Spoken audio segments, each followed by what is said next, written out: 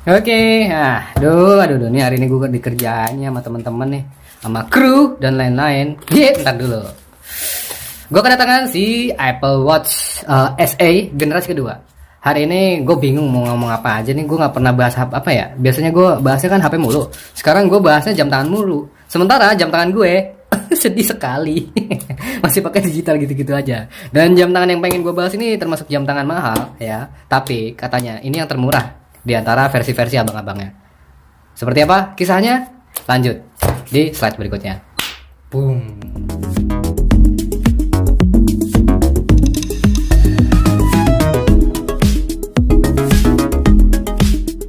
Oke, for your information aja ya. Ini Apple Watch SE generasi kedua. Jujur gue itu sama sekali nol pro tool ya. Nggak tahu ya Apple Watch itu kayak gimana dan nggak pernah ngebayangin bakal nge-review nih jam tangan ya kan. Sumpah demi apapun gue tiba-tiba newbie ibaratnya ya kan. Ini sorry aja ya kalau ada ya gimana gitu ya, karena ini gue bener-bener dikerjain. Jadi gue ngoceh apa semau keluar ke mulut gue aja. Dan di sini gue udah nyiapin bahannya di sini karena gue belum baca sama sekali. Ini bener-bener kayak ceplok telur dadakan ya, gila ya. Pokoknya bahas apa adanya tanpa skrip, tanpa apapun. Gue cukup ngebaca dari sini aja. Oke, dimulai. Apple Watch SE seri kedua ini pemirsa merupakan generasi kedua pasti ya. Ini adalah generasi kedua di tahun 2022 ya kan, artinya baru setahun berjalan. Dan ini tuh isunya lebih murah daripada versi yang berapa mas? 8 dan Ultra. 8 dan Ultra. Yang Ultra itu bisa tembus antar sampai 20 jutaan ya? 15. Oh 15 gitu. Yang special edition ada nggak dia? Nggak ada ya? Oh 15 jutaan. Tuh kan salah lagi. Jam tangan 15 jutaan sih. Kalau G-Shock sih gue masih mikir-mikir ya, ini Apple Watch gitu loh, dicas soalnya dia. Oke lah, kita lanjut.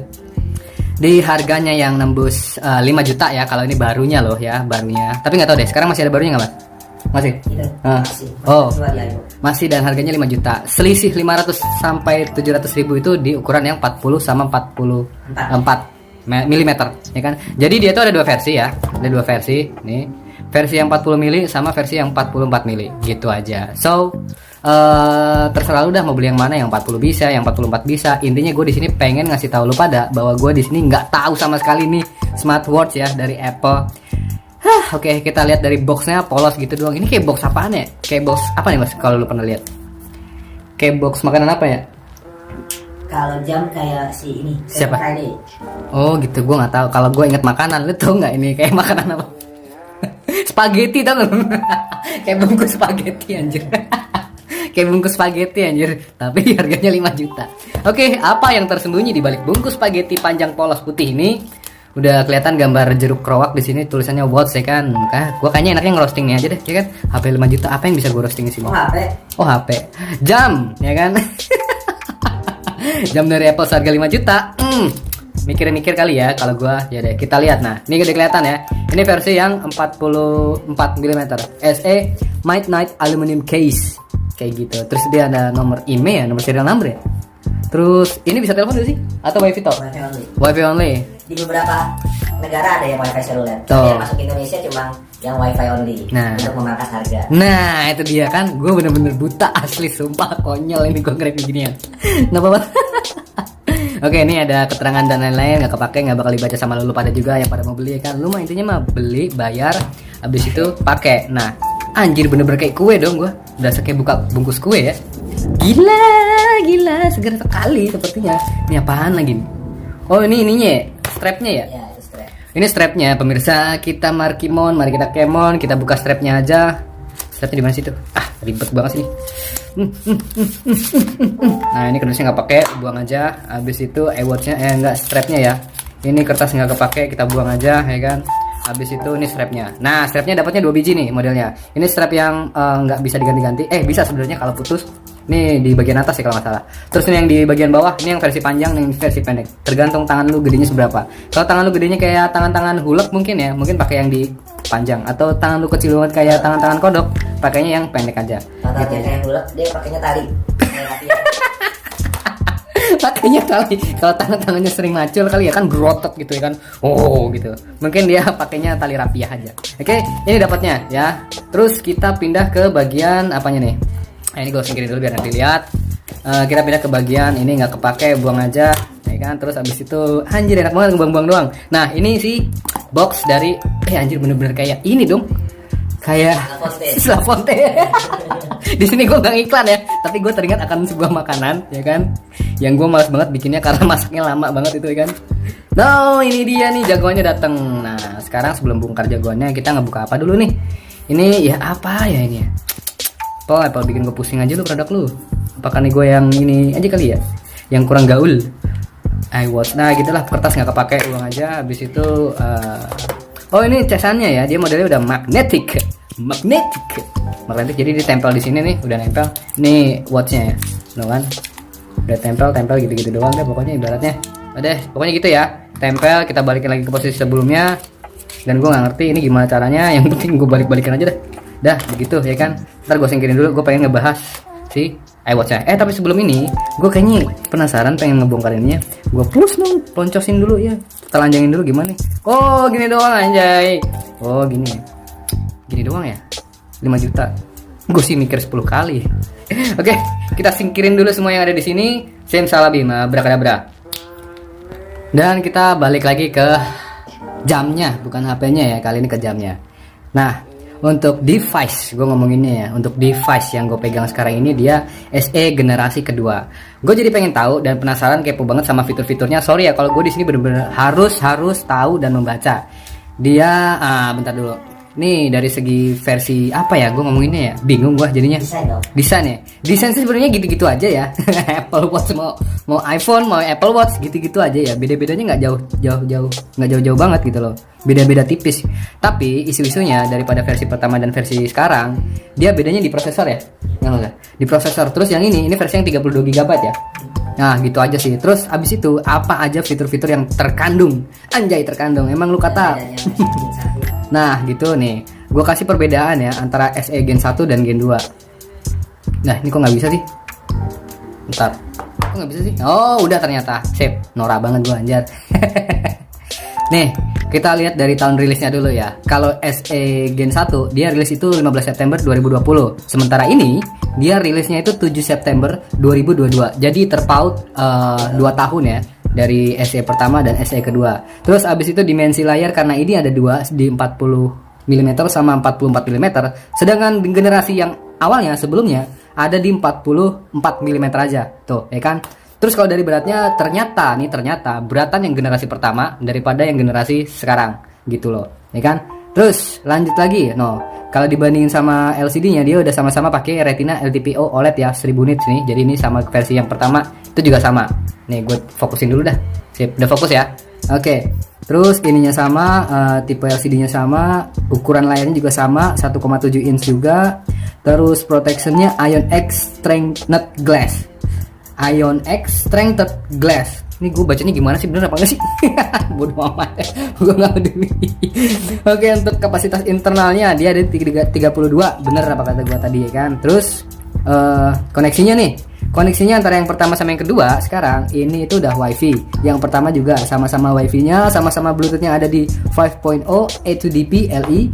Terus nah ini positioningnya kayak GPS-nya nih. Yang ini udah Galileo QZSS, sementara yang generasi awal itu dia belum ada gitu. NFC sama-sama ada di generasi awal dan generasi sekarang. Terus sensornya nih gue baca dulu ya. Bla bla nggak penting. Oke, ternyata sama aja sensornya ya generasi pertama dan generasi kedua.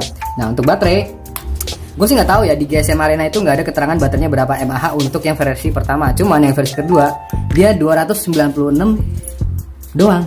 Yang versi 44 dah serius 296 untuk sebuah smartwatch. Dia tahan berapa hari cuy? Gitu. Terus untuk varian warna nih, yang generasi pertama itu ada 3, silver, gold, sama space gray. Kalau yang generasi kedua dia ada midnight, starlight, sama silver.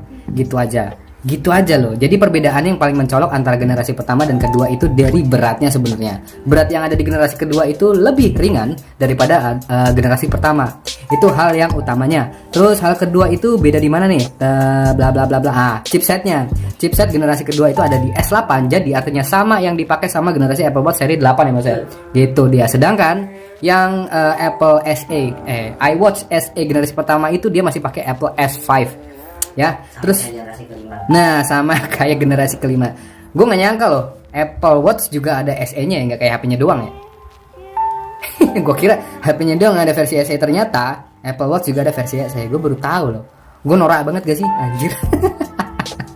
Oke, lanjut lagi, itu aja kali ya. Terus CPU-nya masih sama-sama dual core sih, antara yang Gen 1 dan Gen 2, gitu aja bedanya. Yang lain-lain selebihnya sama, kecuali di sensor. Kenapa sensor? Nah, iya sensor ya. Sensornya ini dia udah ada sensor ESOS ya Mas ya, benar nggak sih? Ya.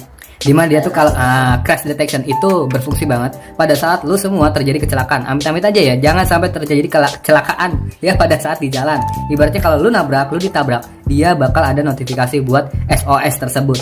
Bakal langsung keluar notifnya Mas ya. Tuh, SOS deteksi tabrakan, fitur keamanan yang kami harap tidak akan pernah Anda butuhkan.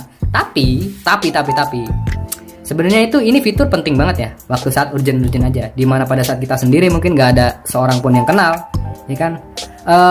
Notifikasi seperti ini itu bisa membantu jikalau pada saat kita di posisi tersebut. Ibaratnya mereka kan udah melakukan panggilan otomatis ya Mas ya. Itu berlaku di Indonesia nggak sih? Bisa kan? Detection-nya nggak bisa, yang GPS doang satelit. Nah, antara dua itu sebenarnya itu fitur yang vital sebenarnya, tapi kebanyakan nggak kepake. Yang ada di jalan malah gini, lu di jalan tabrakan ya kan, kecelakaan itu kan, yang ada barang-barang pada colong-colongin. Bener nggak negara Pak Kondor kayak gitu? Itu aja. Jadi sebenarnya kalau untuk orang-orang yang memang dia self defense-nya itu bagus ya, anjay self defense. Mereka mungkin butuh jam tangan yang ada fiturnya SOS begini. Gitu aja. Capek gue ngebahasnya, apa yang belum gue tahu. Apa aja nih? Gitu aja kali ya. Langsung aja ke kesimpulan gue aja deh buat ini smartwatch ya. Sebenarnya tuh gini, diperuntukkan untuk siapakah pengguna Apple Watch? Ya tentu saja sesuai ekosistem aja men, ya kan. Lu punya iPhone, lu punya iWatch juga. Nggak mungkin lu punya iWatch tapi lu nggak punya iPhone. Itu secara mindset udah terbentuk di otak lu kayak gitu loh, udah otomatis ya kan. Jadi kalau lu nggak punya iPhone, lu beli iWatch, itu buang-buang duit cuy. Buang-buang duit, nggak guna hidup lo kalau nggak punya Apple terus lo beli iWatch gitu loh.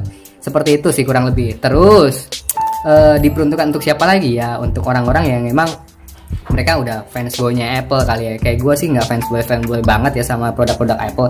Cuman gue itu orangnya demen gitu loh sama teknologi. Karena apa? Teknologi itu banyak kelebihannya daripada kekurangannya. Kekurangannya itu biasanya hanya oknum-oknum saja yang memanfaatkan.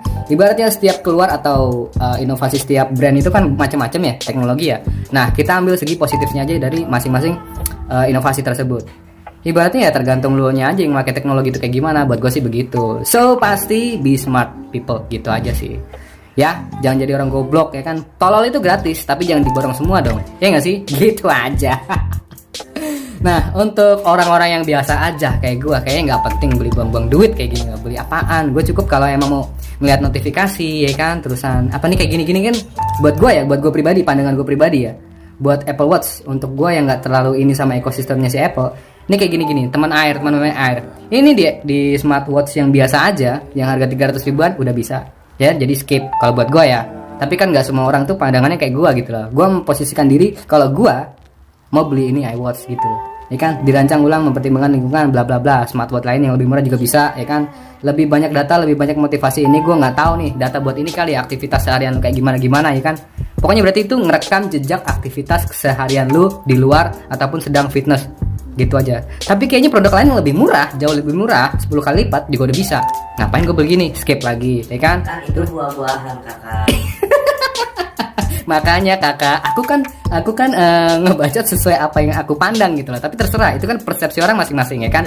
Kalau ini pendapat gue pribadi, referensi gue pribadi gitu. Kalau gue ya, nggak tahu gue kalau lu pada, lu pasti beda-beda gitu. Oke, lanjut lagi. Deteksi tabrakan. Nah ini yang gue bahas tadi. Ini fitur sebenarnya urgent dan penting banget. Ini mungkin dipakai di keadaan tertentu aja dan dipakai bener-bener orang yang dia itu overprotective lah atau apalah gitu, mungkin bakal butuh banget. Tapi kalau buat gue nggak penting itu mas, ya kan.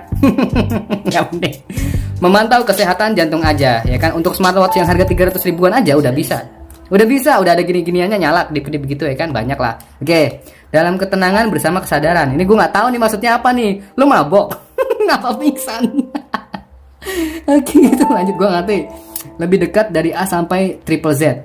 Oh, dari lu melek sampai tidur. Oh, berarti bisa dibangunin alarm. Ya elah, HP udah juga bisa. Terus yang 300 ribuan, 400 ribuan juga udah bisa. Skip buat gua ya kan. Aplikasi untuk menjadikannya lebih personal. Ini notif aja kali ya. Coba gua cek.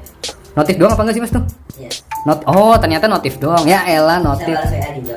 Ya, tapi kecil banget ya. Iya. Ya kecil banget. Nggak bakal bisa diketik juga ya. Diketik bisa tapi sering salah ya pasti. Bisa atau pakai Apa? handwriting. Voice.